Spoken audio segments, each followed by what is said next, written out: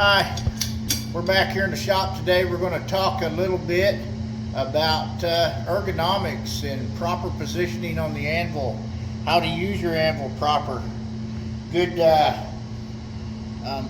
stance behind the anvil, and proper techniques to use this horn. I'm Jamie Carcel, and this is going to be your tips and tricks for the beginner. So today we're going to talk about the horn a little bit. We're going to talk about the top of the horn, which we call the horizon a lot, which represents the very top of this anvil horn right here. We're going to talk about the off side of the anvil horn. This is meant for bending. We're going to talk about the near side of the anvil horn. This is meant for straightening.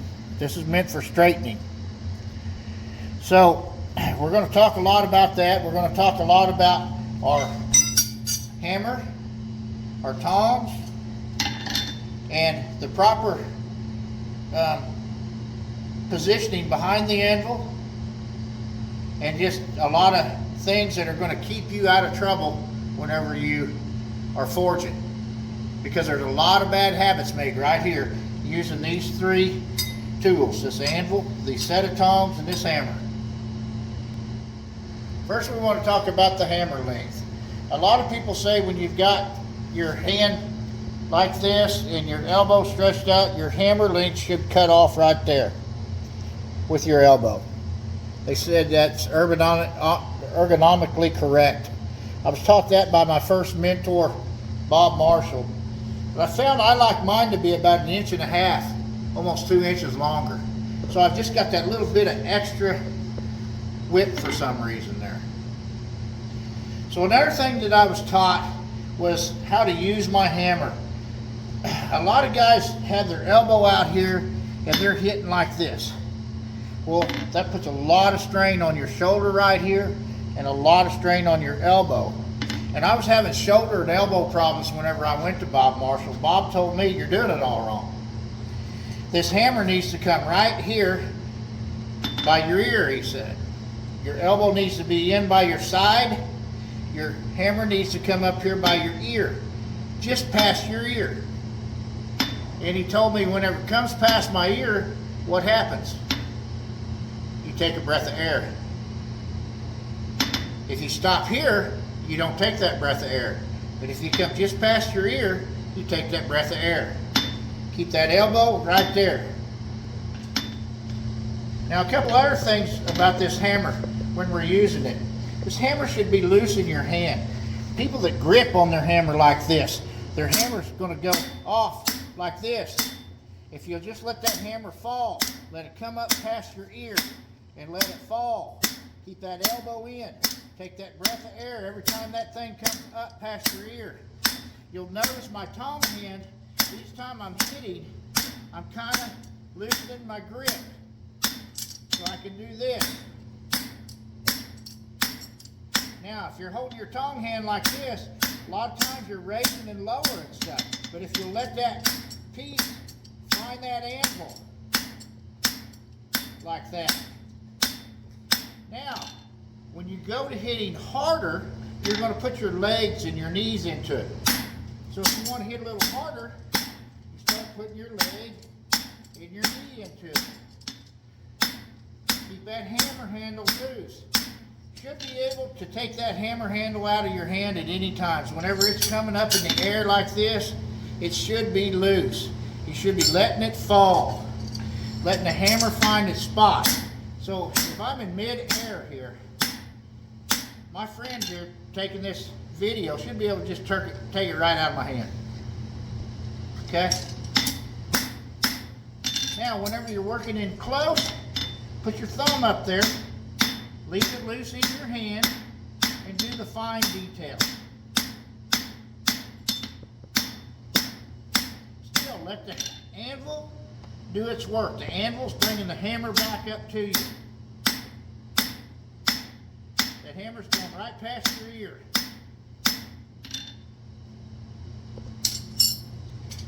Okay, so we're going to talk about the anvil right quick. The horizon right here, you put it at the radius you want, and raise it about 1/8 of an inch right there on the off side, and just start to hit and follow it through. A lot of guys I see, they put that much of a gap and they're trying to hit it. Well, all they do when they hit that is cause this to come up in the air. So if you'll get with your hammers and your tongs, put 1/8 of an inch, go just on the other side of the horizon, drop your hand, get you another bite, drop your hand some more. That bends that really easily. You don't have to do much. Now, if you want to straighten it, you're going to come 1/8 of an inch on this side and hit on this side. Raise it 1/8 of an inch and you'll hit on this side. And you'll knock that little bit of daylight out of there. If you want to forge, you'll hit right on top of the anvil. Right on top of that line. And you'll see how that smashed that material one way and smashed it the other way. Here's the problem I see with a lot of guys. A lot of young guys that come in my shop and ask for help. They'll start to turn this shoe right here at that 1/8 of an inch that we talk about, and then follow it all the way over here. Well, all they're doing when they hit that solid is they've just made that line go here.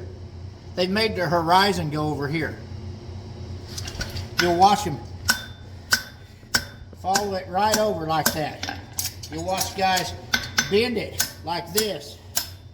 All this stuff. When all you really need to be doing is using this horizon or straight on top if you want to forge. But don't chase your hammer, don't chase your material over here and do this. I see this all the time, and that's just bad habit. Okay? So I want to go over all of this together. We're going to raise this 1/8 of an inch. We're going to push down. We're going to come over here 1/8 of an inch. And we're just going to go up the hill. We're going to go over the hill that 1/8 of an inch. And stop right on top.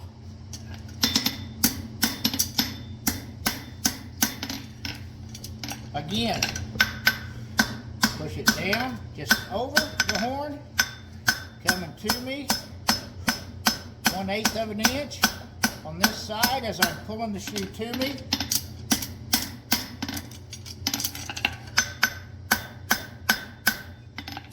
Everything I'm doing revolves around this horn, the top part of it, 1/8 of an inch over the horizon to bend it, 1/8 of an inch behind the horizon going up the hill to straighten it. Then to flatten it, we're going to come over here. We're going to just let our hammer drop and keep everything loose in our hand.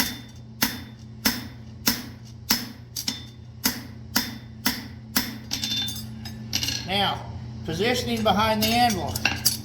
If I want to work at a certain radius here, I'm going to come here and work. If I need to sweep it off the anvil here, I'm going to come at an angle and work. If I'm going to be straight with my material and want my hammer to fall, and I'm working the center of my anvil, I'm going to stay here and I'm going to work my shoe around that spot. My hammer hitting the same spot each time.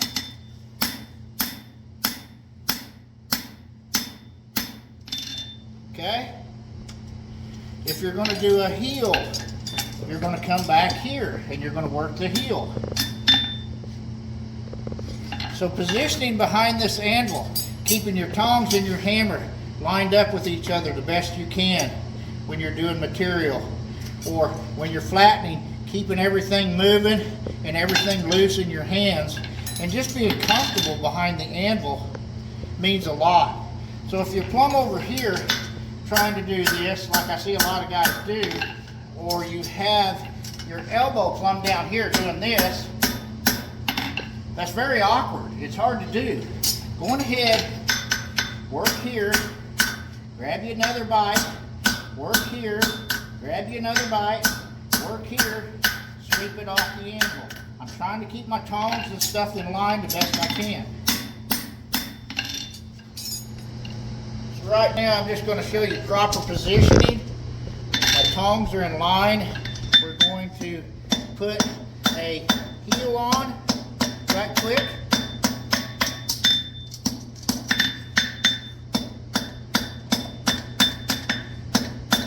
I'm just letting this hammer loose in my hand. It's really, really loose in my hand.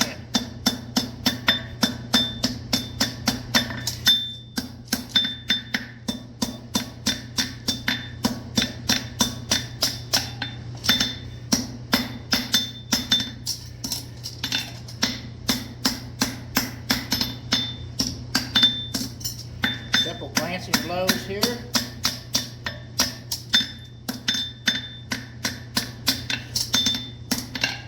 Now, the next move I'm going to do is I'm going to come out and we're going to talk about using this horn. The top of this horn, as I said earlier, the horizon is no more than a fulcrum point. An eighth of an inch here, if your shoe is hot, makes that shoe bend so easily. I see guys way out here trying to take a piece of 5/16 by 3/4 and bend it, when it can be bent here so easily with less effort by using this fulcrum point instead of all this daylight and all this gap out here. So I'm going to run you through that real quick and show you how easy it is to turn this branch. So I see a lot of young guys come in here with 2-pound hammers, 2.5-pound hammers, and they struggle turning a toe bend. If you'll just go 1/8 of an inch, 1/8 of an inch, and turn your hand, stay right there, use that anvil as a fulcrum point. As you'll see,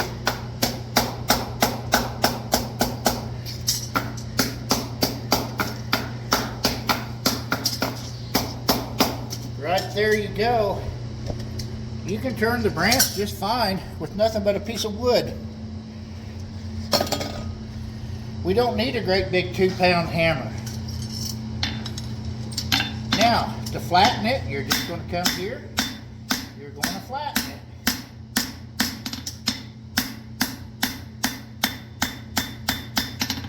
And that's how easy it is to use that horizon one way or the other as a fulcrum. And if you'll look, I didn't even hardly char the wood. It doesn't take a 2.5-pound hammer and a hammer blow this far up to turn a branch on 3/8 by 3/4 material.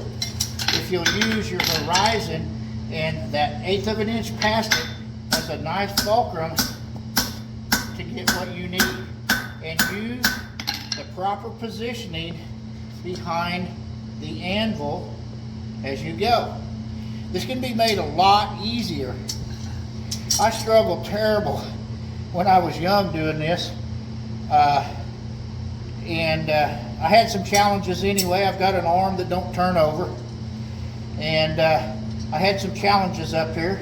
Jim Keith and Mark Milster was trying to make me fancy tongs and stuff to fix all this, but I just started learning how to use my anvil more properly through those mentors, and I was able to do it. And I'm just trying to hope that I can help some of you guys keep from making those mistakes and struggling so bad, because I remember what a struggle it was for me. Use this horizon, 1/8 of an inch this side, 1/8 of an inch this side.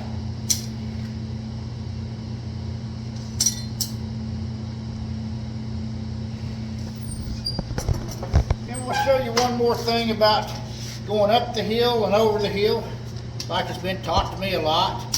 And then later on in the series, we're going to get into shaping cake shoes and how to modify cake shoes and stuff like that to make it easier for the beginner out in the field. But if you'll hold your tongs right here and you'll go 1/8 of an inch over that on this side of the horn, on the straightening side of the horn, through the toe and stop. Then turn it around and go 1/8 of an inch over the horn past the heel. that will sort out your shape on a lot of these hind shoes. And so we'll do it again. We'll hold the heel.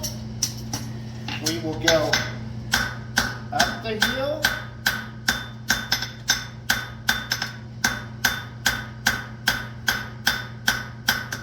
Up the heel. Through the toe. Grab a hold of the heel. Go over the heel. And around the corner. And that will help you sort out a lot of these hind shapes on these feet. Flatten your material, using good technique, using good posture behind the anvil, letting that hammer fall. And I was able to sort that hind shoe out pretty quick by just using my horn properly. Going up the hill, turn it around, going over the hill.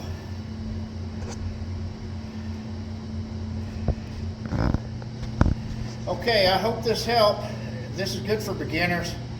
A lot of people I see come in and they've taught themselves a lot of bad habits behind this horn, and they struggle and they chase their shoe around. They're all over the place back here. Get a good pair of tongs that fits your material properly, so it's not moving all over in your tongs. Get a good hammer that's the proper length for you, the proper width or poundage for you. I like using 2-pounders. That's just what I like to use. And then learn how to keep that elbow in and that hammer coming up just past your ear. Breathe. Whenever you need a little harder blow, use your knees. It's like a treadle hammer. And just try to work on good, solid techniques over and over again until it's a habit. And I hope this helps some of you young guys. I know how hard I struggled at it, and I don't want to see that happen to you. Thank you.